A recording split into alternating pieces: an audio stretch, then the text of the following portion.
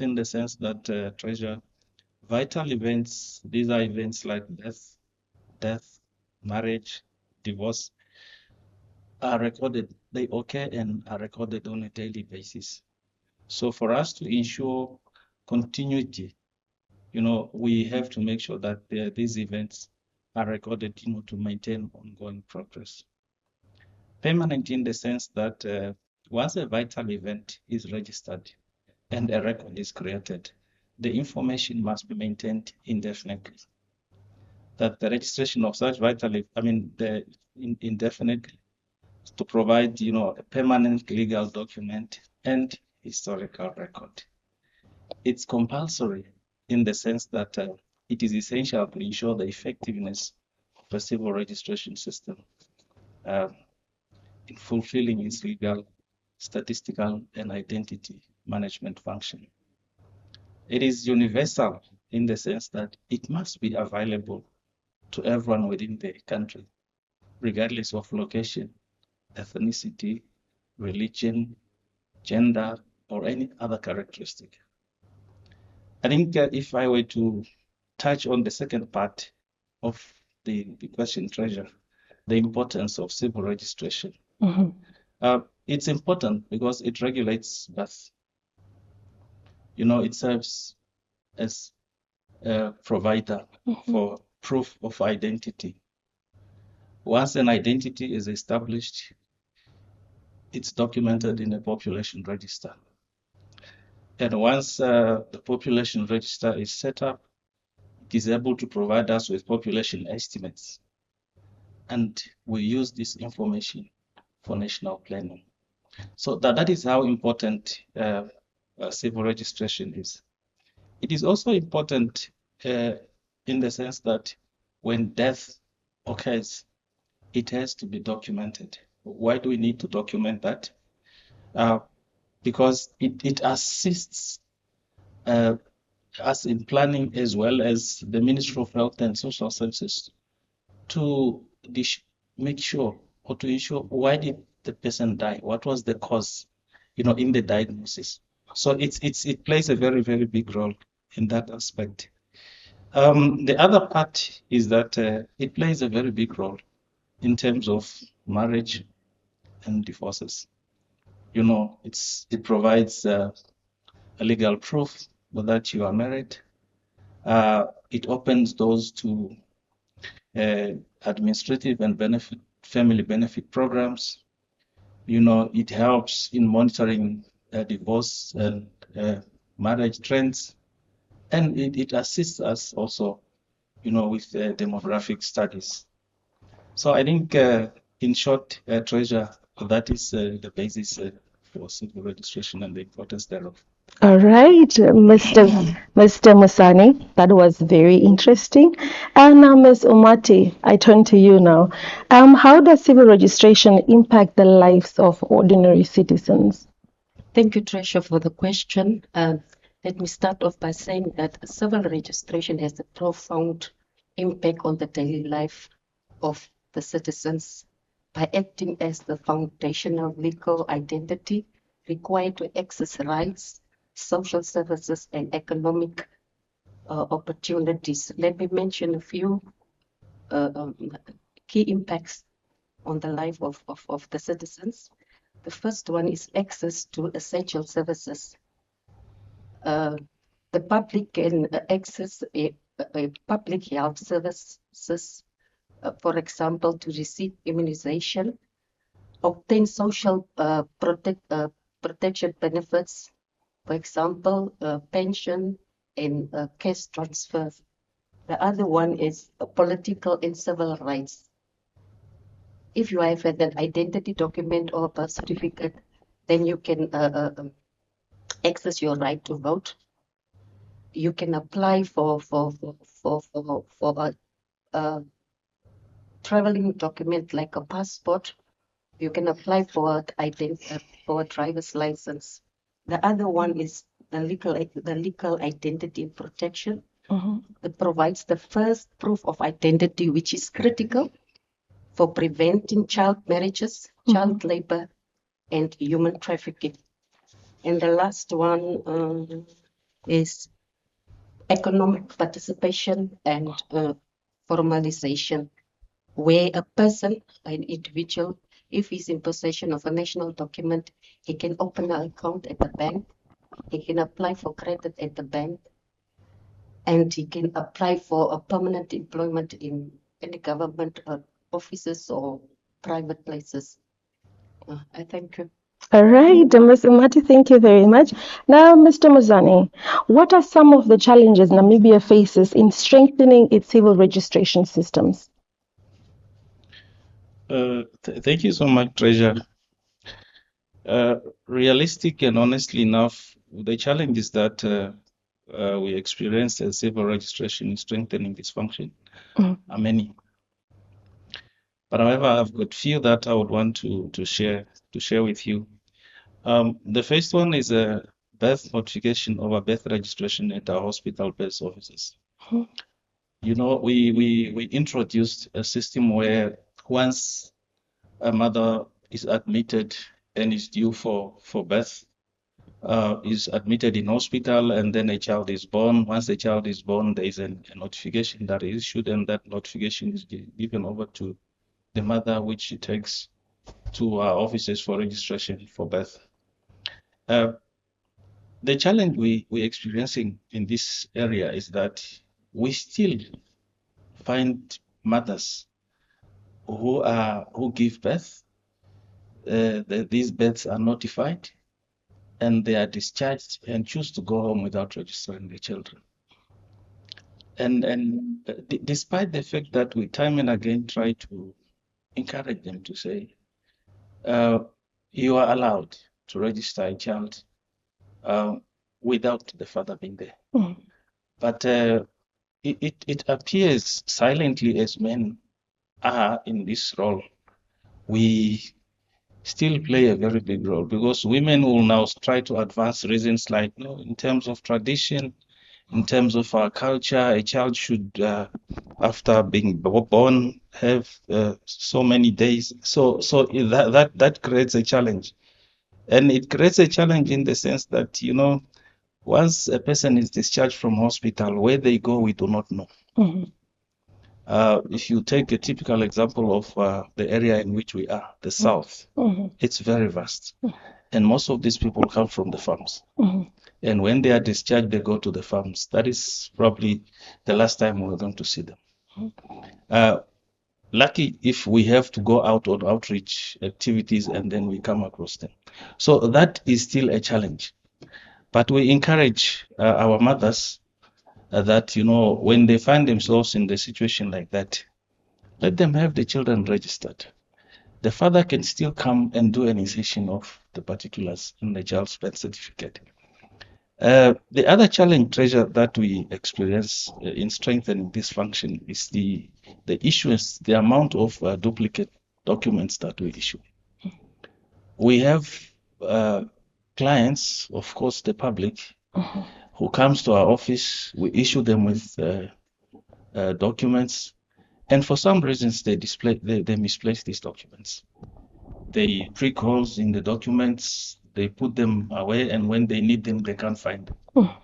Now, when you have an event like elections, for example, coming up, or something happens and this person has to go to the post office or to GIPF to get benefits, that's when they look for these documents.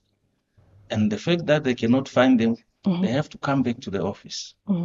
So really, it creates a challenge, as much as it's the service that we provide, but it appears as if we don't value these documents. And it takes much time when time and again you do the same thing over and over again. So it's always important that we encourage the citizenry to say, when they have documents, let them maintain them, let them keep them in a safe place.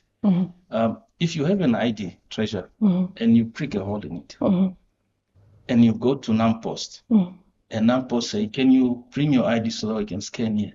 By virtue of it having that hole, the machine won't be able to read that ID. So these are small things and challenges that we really are experiencing.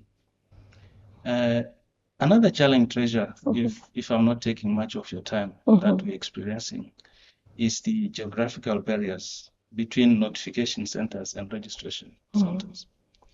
We, of course, thanks to the Ministry of Health and Social Services, that we've entered into this memorandum of understanding where they availed health facilities and facilities for us to use during notification.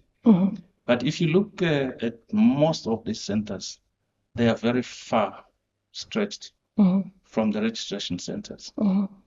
So a child is born, for example, at Wakanas and notified at the notification center, at the health facility in Wakanas, but then it has to travel to Mariental for registration to get the birth certificate. So we have challenges in that area, but slowly but surely we are trying to close in that gap. And I'm sure within time, it will not be a challenge. The last one, Treasure, is the issue of uncollected documents. We go out there, take pictures, IDs, and when these IDs are at office, we expect the owners to come and claim them. But then we remain with the library of these documents uncollected. So that becomes really, really a challenge. I think I have really tried to do justice to your question, unless, of course, maybe there's something else that you want me to. No, you have, Mr. Muzani.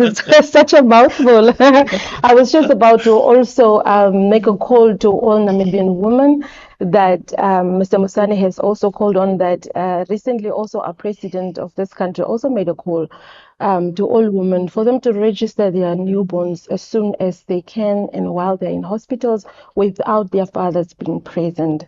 So I just also wanted to do my part. All right, now let's continue. Mr. Muzani, I'm still with you. With Namibia gearing up for digital transformation, what role does technology play in improving civil registration systems? Thank you so much, Treasure. I appreciate the role my employer plays, in terms of this aspect.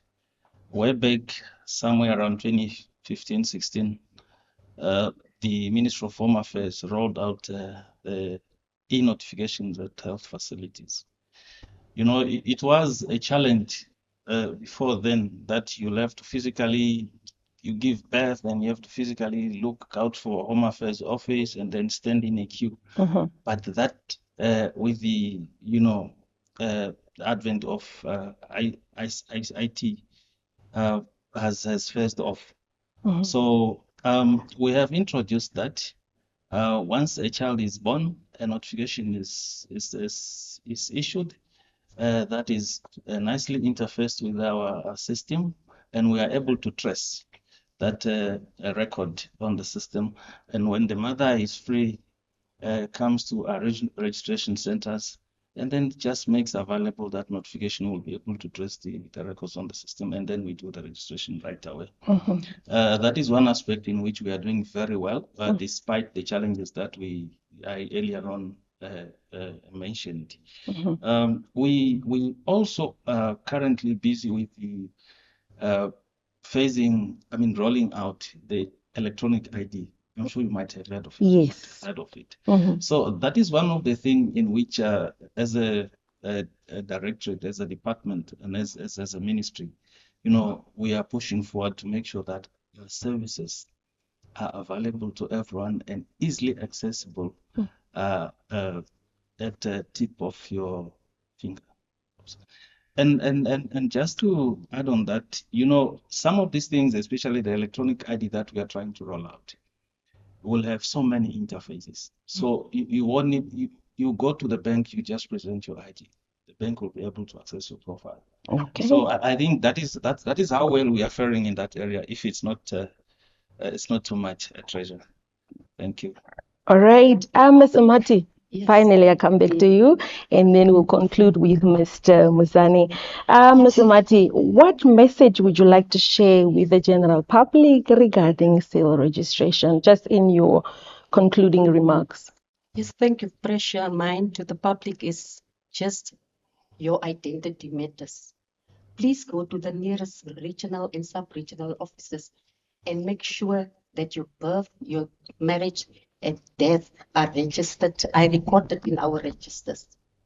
Thank you. All right, Mr. Muzani, concluding remarks. Thank you so much, Treasure. In conclusion, I would like to highlight and emphasize 3, if not more, if not 4 important aspects. I think one being timely registration, timely birth registration. It's always important that once a child is born, he's given the identity that is entitled to in terms of the Namibian Constitution. It's also important for us as citizens of a country to make sure that when we get these national documents, we keep them safe and we maintain them. Because if we don't do that, resources are very limited. And these documents that we print comes at a cost. And we need this money that we use again to reprint documents time and again to go out and reach out to the people that are in far-fetched areas.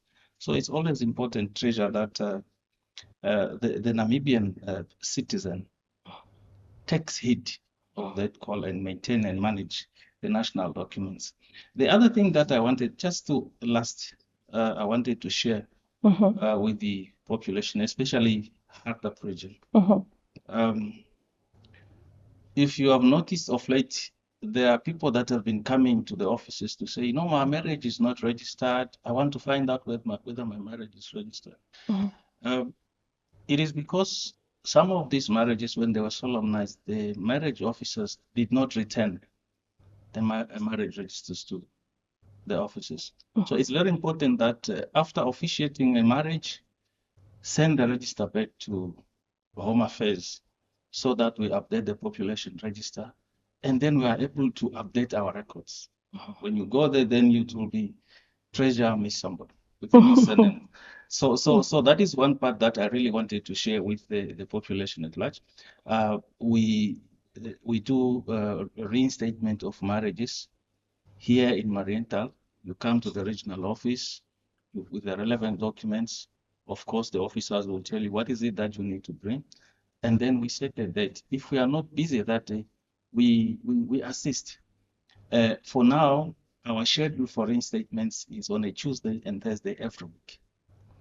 The other part that I wanted to end with, Treasure, is to inform the mothers in the Hardap region that from last year, May, we opened an office at the hospital. So we have an hospital-based office where a staff member is there, visits the antenatal wards, talks to the mother when they go for visits. He talks to them, and when the child they give birth, the notifications are issued, the forms are taken to them, they complete these forms, goes back to office, register, and issue documents. So I'm encouraging the mothers to make use of this service. I'm Treasure doing this because once the office becomes fully functional, we will make it mandatory for all birth registration to be done at the hospital. So if you come to the regional office, we will refer you back to the hospital. So it's very important that the mothers get used to that schedule. Thank you, Treasure. I think in the absence of that, that is all I would love to really share with the public out there. All right. So thank you very much, Ms. Umati and Mr. Muzani, for your valuable insights. It was lovely to have you here. We hope to have more sessions with you so you can share more information with the public. Now, in conclusion, civil registration and vital statistics are more than just records. They are the backbone of national development and a key to ensuring that no one is left behind. As citizens, let us take the responsibility by registering all vital events and encourage others to do the same. From all of us here at the Government Information Center in Hardap, be sure to follow us on our Facebook page for all live sessions such as this one. I am Treasure. For now, goodbye.